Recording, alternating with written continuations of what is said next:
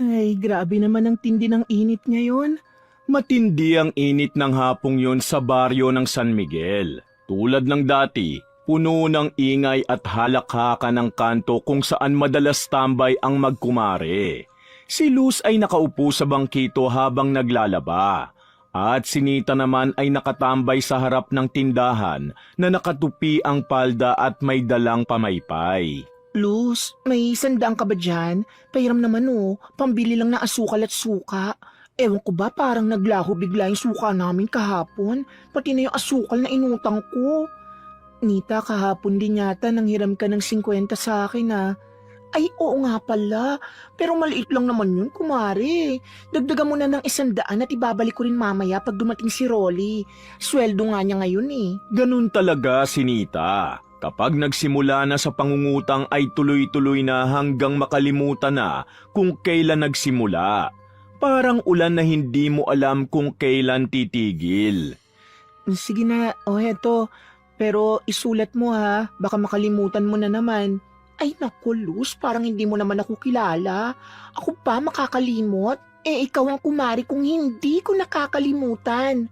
Para sa kanya, ganun lang yun. Isang ngiti, isang bola, tapos may utang na naman si Nita. Nasanay na halos ang lahat. Minsan may dala siyang plastik na puno ng inutang na bigas kay Aling Susi, kape kay Aling Tonya, at sardinas kay Mang Roming. Ngunit sa kanya, normal lang yun. Pagkatapos ng ilang minuto ay dumaan si Mang Delphine bit-bit ang 2 balde ng taho.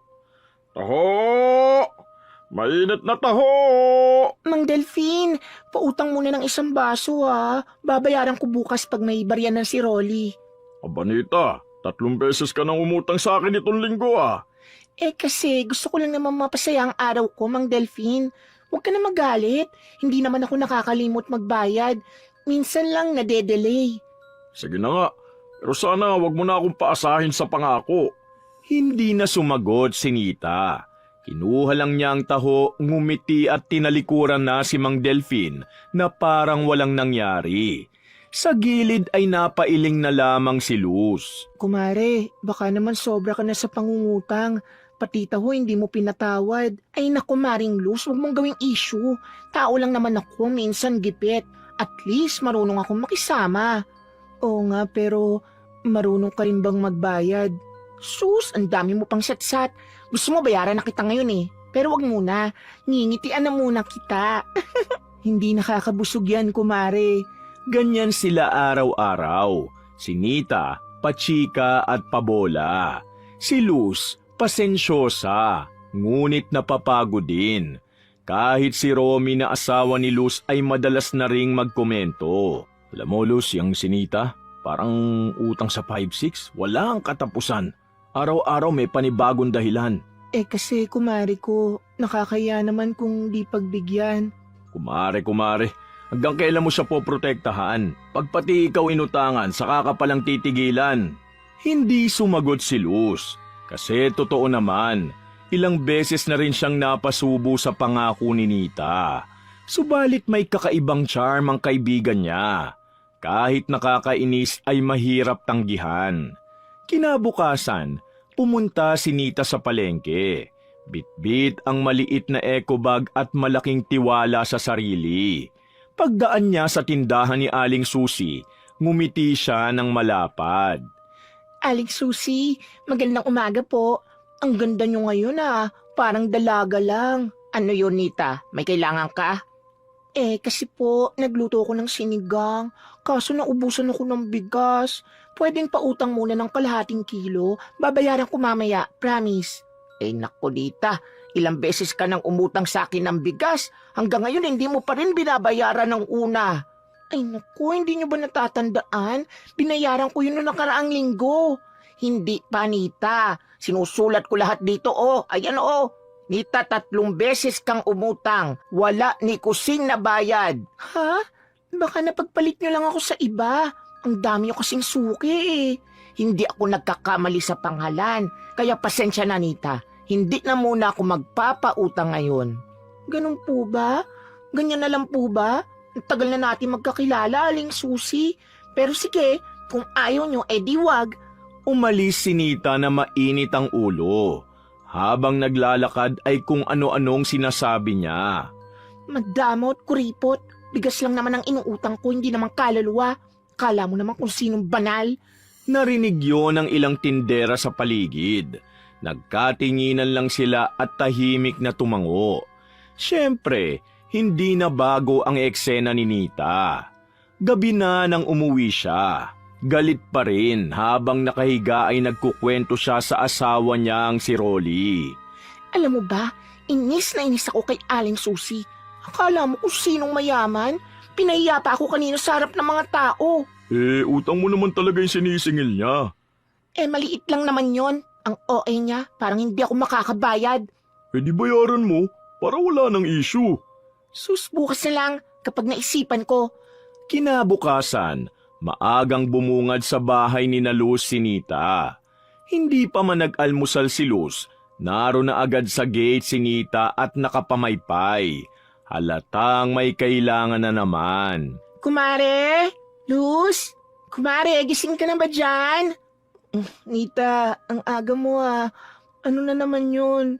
Kasi kumare, may parating akong parcel. Alam mo yung pabangong in-order ko? Yun na. Kaso hindi yun ibibigay ng delivery kung hindi ko babayaran. 300 lang naman oh. Parcel, pabango. Sabi mo kahapon gipit ka tapos ngayon nag-order ka pa ng pabango. Konti lang naman 300 lang talaga. Nita, baka pwedeng sa susunod ka na mangutang. Wala pang ang kita si Romy ngayong linggo eh. Tsaka may bibilin pa kaming ulam mamaya. Ay, kumare naman. Ikaw lang ang inaasahan ko eh. Hindi naman yun malaki. Tsaka kilala mo naman ako. Nagbabayad ako pag may dumating na pera. Pag may dumating na pera. Kailan pa yun? Nakailang dumating na pera ka na pero hindi naman dumadating sa akin. Aba, ang sama mo naman magsalita. Parang hindi mo na ako kumare ah. Isang maliit na pabor lang naman, Luz. Hindi mo naman ikamamatay ang 300. Tumigil si Luz at alam niyang may punto si Nita. Ngunit mas alam niyang may pattern na naman ito. Kapag hindi niya pinahiram, 1 linggo siyang lalayuan. Kapag pinahiram niya, 1 buwan siyang tatakasan ng bayad. Nita, kung hindi mo talaga kailangan, wag mo nang ituloy. Pabango lang naman yan eh. Hindi naman gamot o pagkain. Hindi mo kasi naiintindihan. Pabango to, Luz. Hindi lang basta amoy. Image din to. Alam mo naman, dapat presentable kahit saan. Isa pa may promo. Sayang pag di ko nakuha ngayon. Ang galing mo talagang gumawa ng dahilan. Ibig sabihin, pahiram na. Alam kong mabait ka, Maring Luz. Hindi ka tulad ni Aling Susi na puro singil at walang tiwala. Natahimik si Luz. Narinig niya ulit ang pangalan ni Aling Susi. At naisip niyang baka lalo lang lumaki ang issue kung hindi niya pagbibigyan si Nita. Kaya kahit labag sa loob niya, binuksan niya ang wallet at kinuha ang 300. Eto na. Pero Mare, wag mo akong biguin ha. Iyan na lang ang natitirang pera ko at pambili namin ng ulam sana. Promise Mare, ibabalik ko agad to. Sweldo ulit ni Rolly sa Lunes eh. Siguradong makakabawi ako sa'yo. Ngumiti si Nita at bago umalis ay kumindat pa. Para bang wala siyang konsensya na ang perang pinaghirapan ni Luz ay ipambabayad lang niya sa pabango. Pag alis nito, umupo si Luz sa harap ng labahan sabay buntong hininga. 300, pabango. Ewan ko kung anong klaseng hiya meron pa ang kumari kong yun.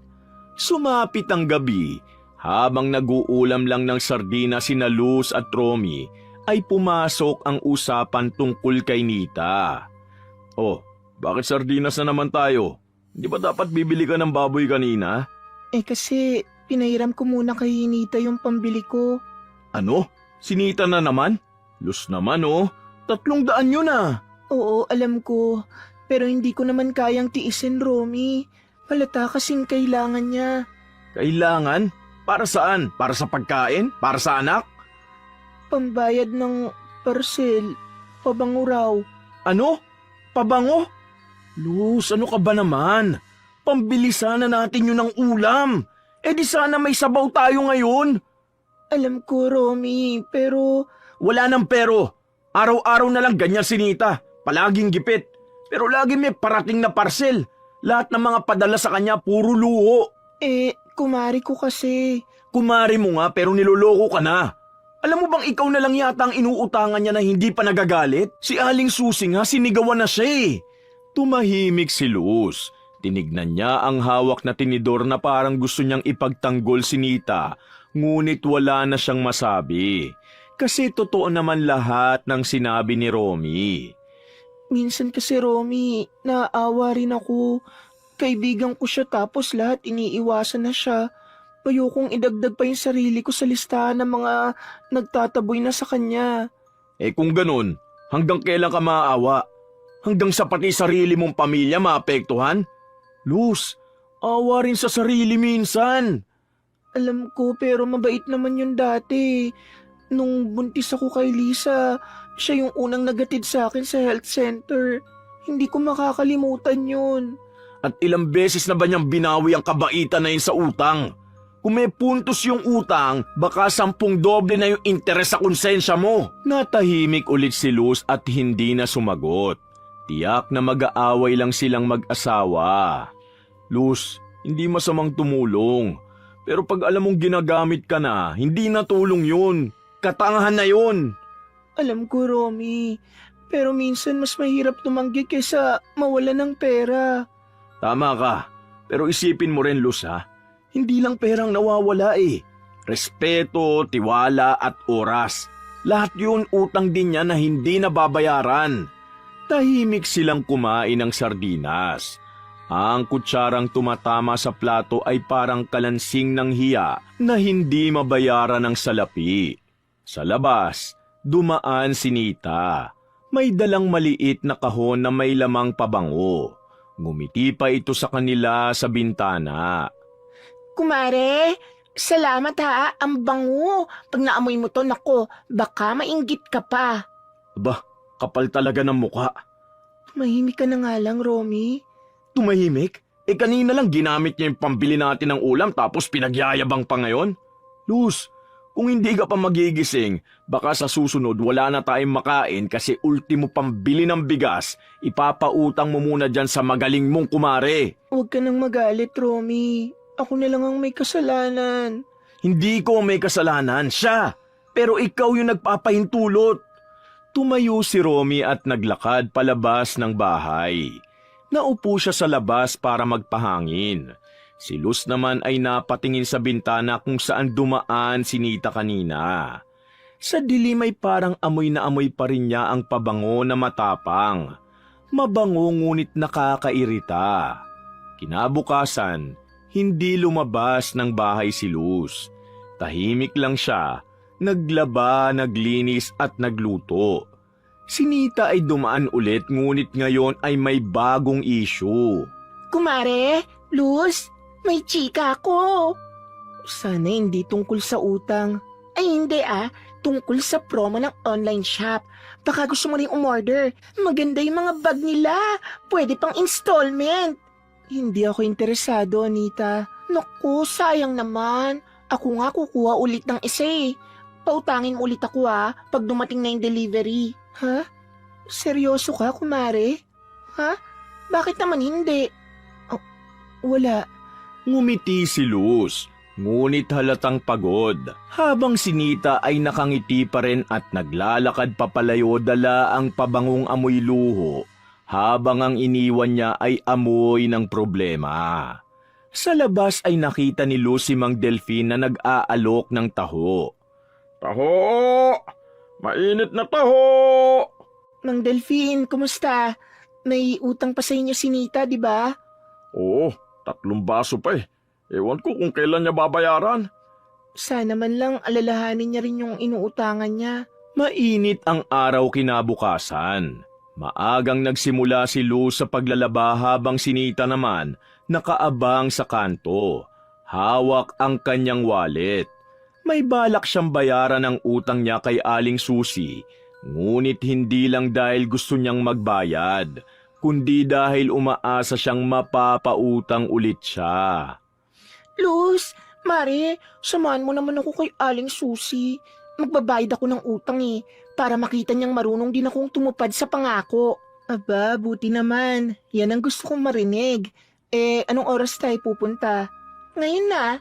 O, sige, bibili rin kasi ako ng bigas. Pero sana, Mare, tahimik lang Baka magkapikunan uli kayo Naku, hindi na. Okay na ako. Magbabayad nga ako Ba't naman ako magagalit? Lumakad silang magkumare papunta sa tindahan ni Aling Susi. Ang matandang dalaga ay abala sa pagtimbang ng bigas at pagtatali ng mga bayong. Tahimik lang ito gaya ng nakasanayan. Ngunit halatang hindi interesado sa mga parating na bisita. Oh, Luz, magandang umaga. Ilan ang kukunin mong bigas ngayon? 10 kilong bigas ulit, Aling Susi. Eto po yung bayad. 500 po yan. Sige, sandali lang at titimbangin ko. Aling Susi, magandang umaga rin po. Heto may dala akong bayad. Yung utang ko sa inyo last time, yung para sa 7 kilo ng bigas, 3 sachet ng kape at mantika. Bayad ko na lahat ayan, kumpleto na. Ay, salamat Nita. Mabuti naman at naalala mong bayaran.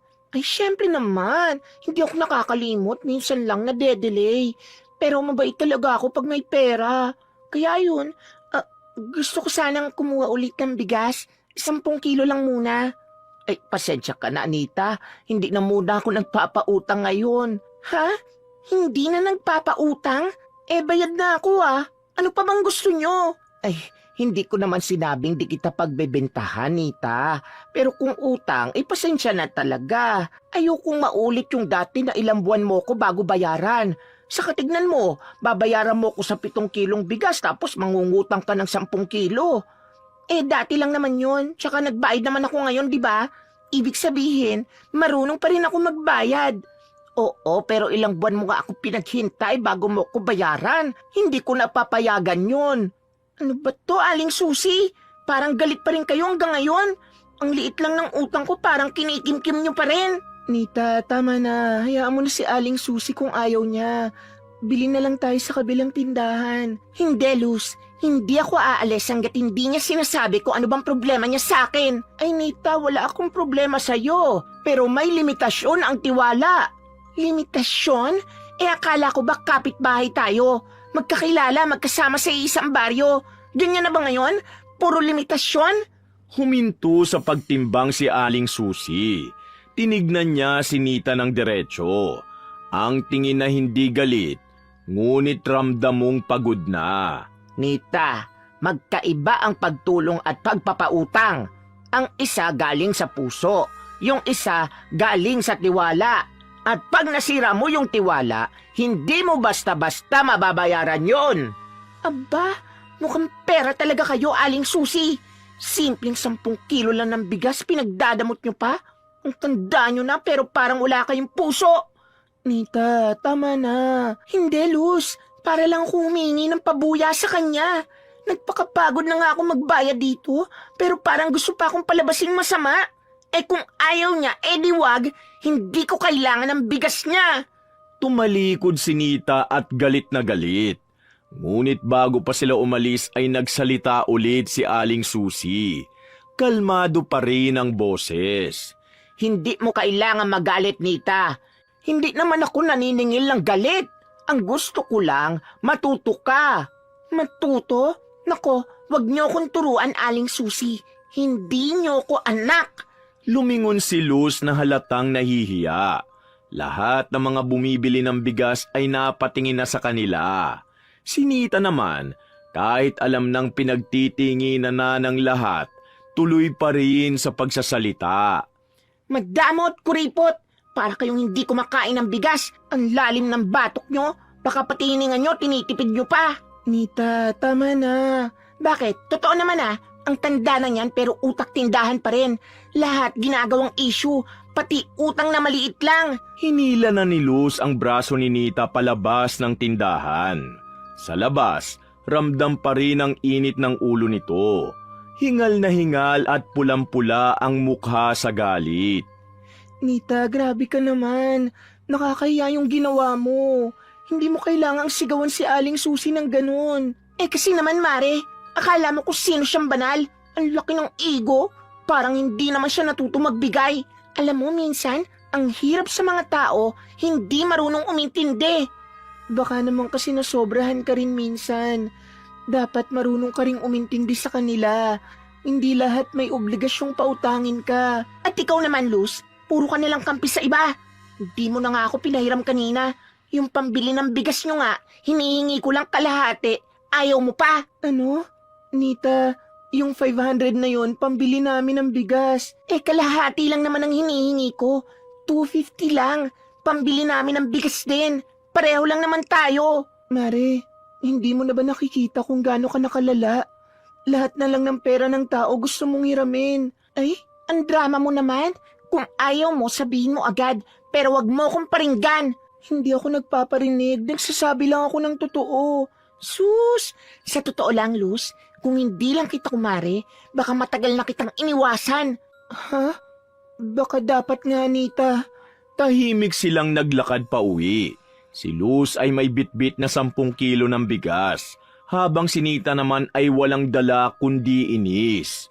Pagdating sa tapat ng bahay, biglang huminto si Nita. Luz, pahiram na lang talaga ng 250.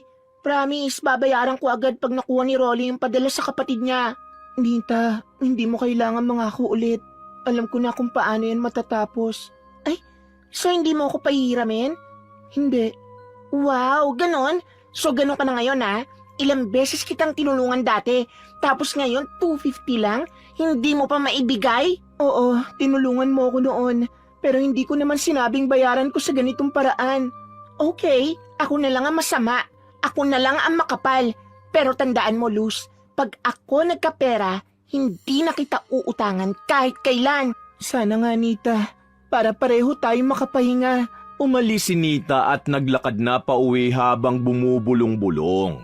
Si Luz naman ay naiwan sa harap ng bahay. Hawak ang supot ng bigas at tahimik lang, ngunit ramdam ang lungkot. Sa kabilang kanto, nakita siya ni Mang Delfin na dumadaan na may dalang balde ng taho. Oh, Luz, napagod ka yata. Oo, Mang Delfin, may pinoproblema lang. Oh, kung tungkol kay Nita yan, huwag mong dibdibin. May mga taong hindi marunong makaramdam hanggat hindi tinatamaan. Sana nga, Mang Delfin. Sana nga.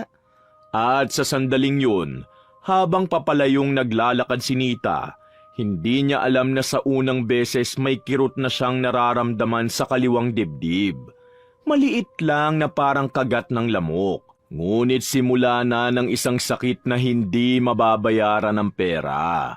Madaling araw, tahimik ang buong baryo maliban sa huni ng mga kuliglig. Si Nita na nakahiga sa papag, biglang nagising sa matinding kirot sa kaliwang bahagi ng dibdib niya. Parang may tumutusok mula sa loob, at sa bawat paghinga niya, may kasamang hapdi. Aray! Ano to? Hinawakan niya ang kaliwang dibdib. Mainit, tila may namuong bola sa loob. Nang idinampi niya ang palad niya ay napasinghap siya sa sakit. Bumangon siya at nagtungo sa banyo. Binuksan ang ilaw at sa salamin nakita niyang namamaga ang kaliwang dibdib niya. Pulang-pula at parang may matigas sa ilalim ng balat. Baka pigsa lang to. Pinilit niyang huwag kabahan. Nilagyan niya ng malamig na bimpo at sinabi sa sarili na baka naipit na ugat lang. Ngunit habang tumatagal, mas lalong sumasakit. Parang may tumutulak mula sa loob. May pumutok na ugat na hindi niya maipaliwanag.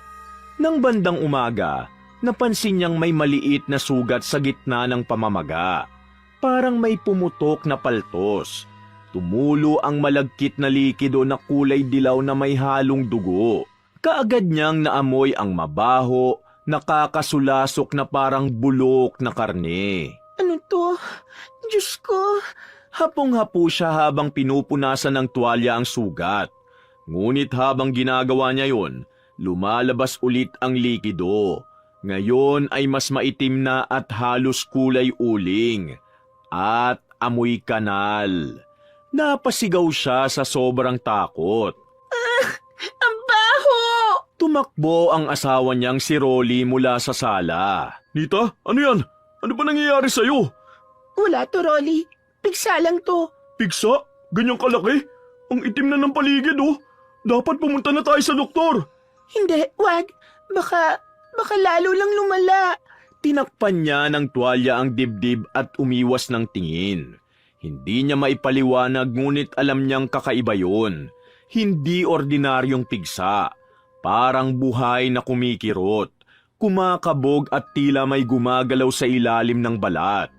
Kinahapunan, dumaan si Mang Delfin. Tulad ng dati ay may dala itong balde ng taho.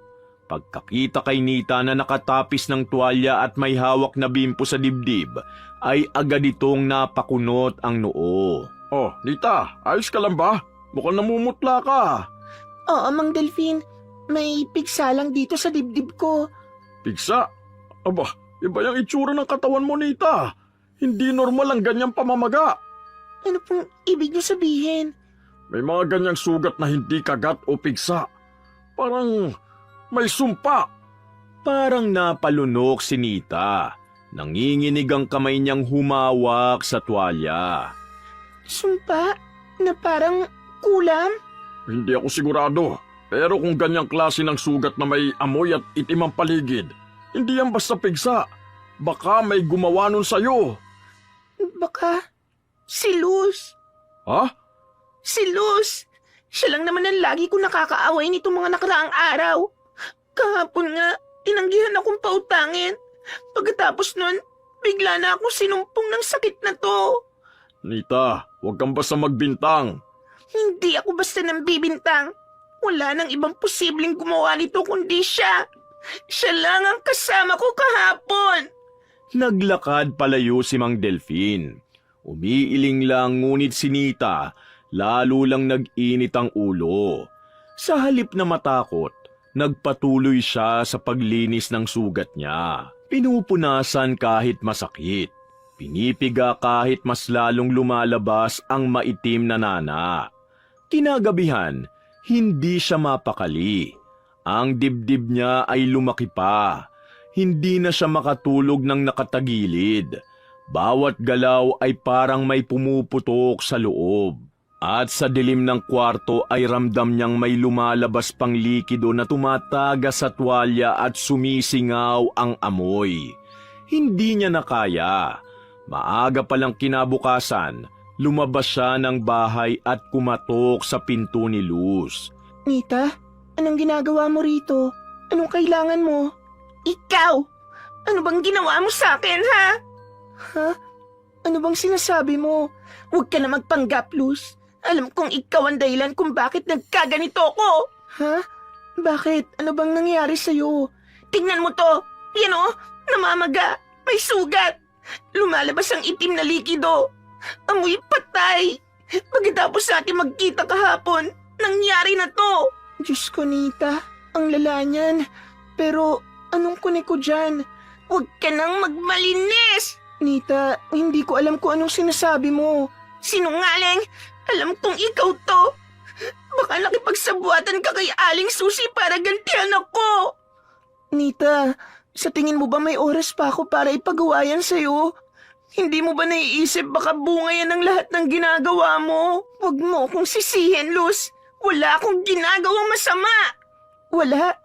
Eh halos lahat ng tao dito inutangan mo. Lahat pinahiya mo. Pati si Aling Susi sinigawan mo kahapon sa harap ng mga tao. Kasi ayaw niya akong pautangin. At sa tingin mo may karapatan kang magalit dahil lang hindi ka pinagbigyan? Tumahimik silang dalawa. Ang galit sa mukha ni Nita ay napalitan ng pagkalito. Ngunit agad din siyang nagmatigas. Basta, kung hindi ikaw, siguro may kilala ka. Baka ikaw ang nagsumbong sa mga mangkukulam. Nita, pakinggan mo naman. Ayoko! Wala kang malinis na intensyon sa akin. Kaibigan pa naman kita. Umalis si Nitang nanginginig. Hawak-hawak ang dibdib na patuloy na lumalabas ang maiitim na likido. Si Luz naman naiwan sa pintuan, natulala at hindi alam kung maiiyak o maiinis. Sa labas, naglalakad si Nita. Bitbit ang sakit, ang baho at ang galit. At sa bawat hakbang niya, parang lalo pang lumalalim ang sugat na hindi lang sa balat, kundi sa konsensya. Nang sumunod na araw, tahimik ang buong umaga sa bahay ni Luz. Nakaupo siya sa may pinto at pinagmamasdan ang mga dumadaang tao. Halos buong gabi siyang hindi nakatulog. Iniisip pa rin niya ang mga sinabi ni Nita. Hindi niya alam kung dapat ba siyang magalit o maawa. Kaibigan niya ito ngunit masyado ng marami ang nasabi. Lumapit si Romy na may hawak na tasa ng kape.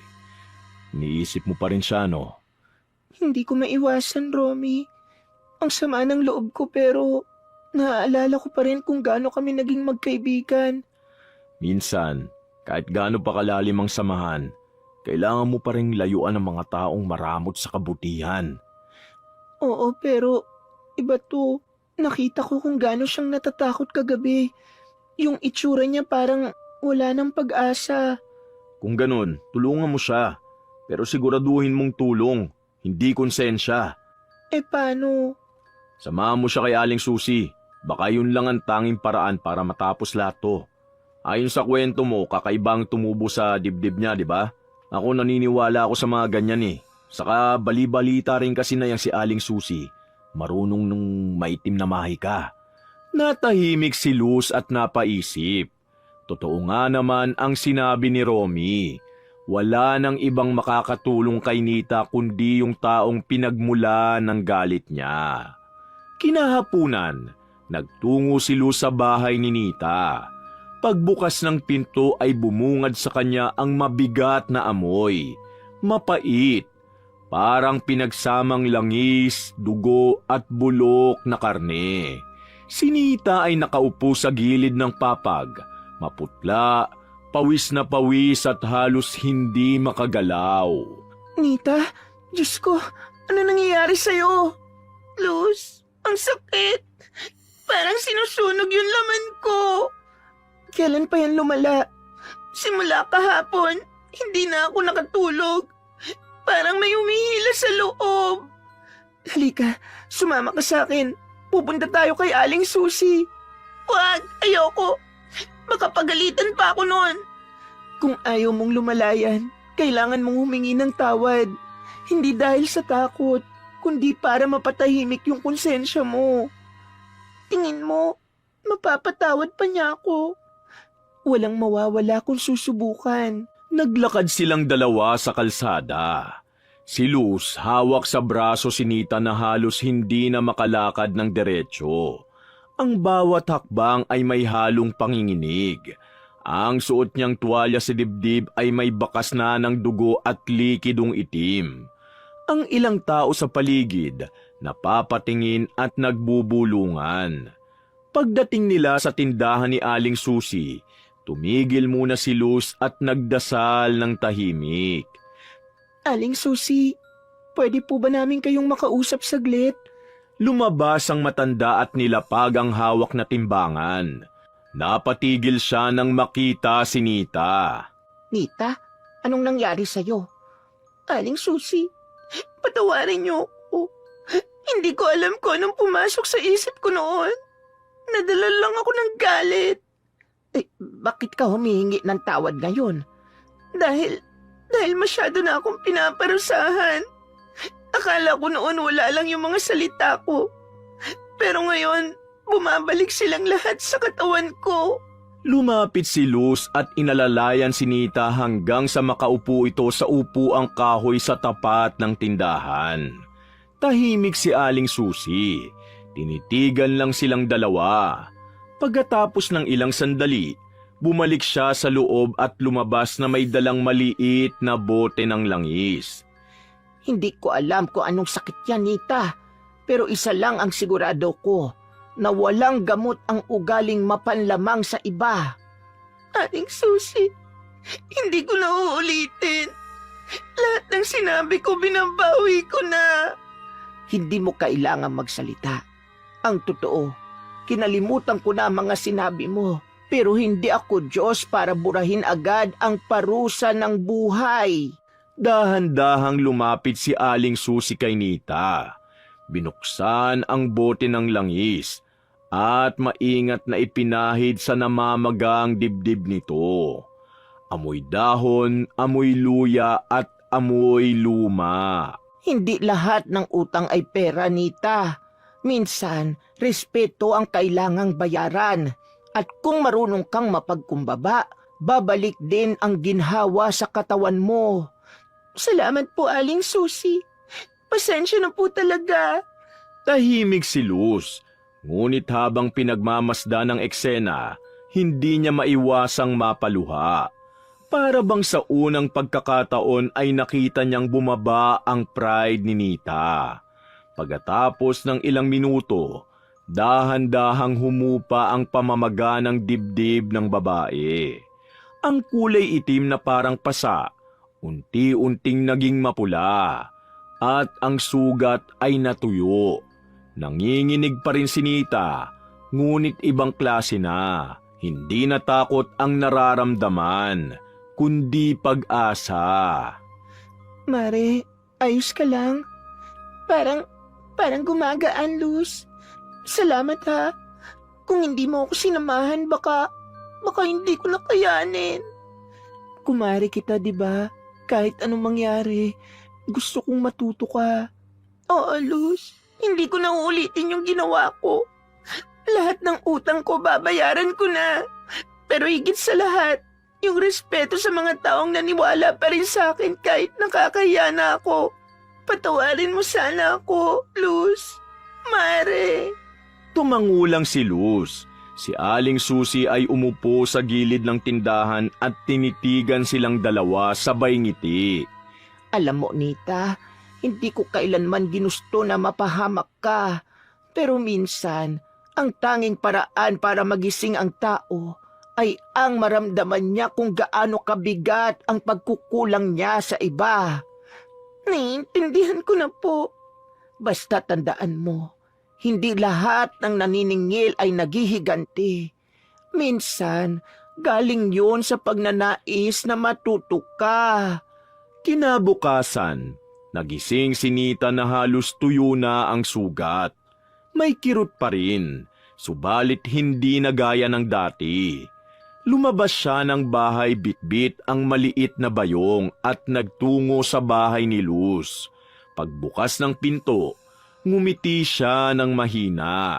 Kumare, eto, may dala akong pandesal. Wala pa akong pambayad sa mga utang ko pero gusto ko sana makabawi kahit sa simpleng paraan lang. Hindi ko kailangan ng pambawi, Nita. Ang gusto ko lang, wag mo nang hayaang bumalik ka sa dati mong ugali.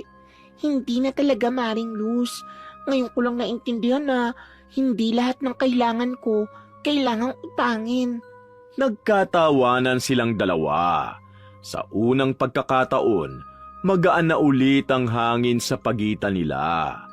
Habang nag-uusap sila sa tapat ng bahay, dumaan si Mang Delfin. Bitbit ang kanyang taho. Taho! Taho! Mang Delfin, eto, bayad ko sa mga nakaraan kong utang. Aba, buti naman. Akala ko nakalimutan mo na yun eh. Hindi na po. Lahat ng utang dapat binabayaran. Tama yan. Kasi hindi lahat ng naniningil ay tao. Minsan, ang naniningil ay galing sa itaas. Ngumiti si Nita, sabay tingala sa langit. Sa unang pagkakataon, nakahinga siya ng maluwag. Wala nang galit. Ang natira na lang ay ang aral na kailanman ang tunay na pagkakaibigan at respeto ay hindi pwedeng utangin. Wakas!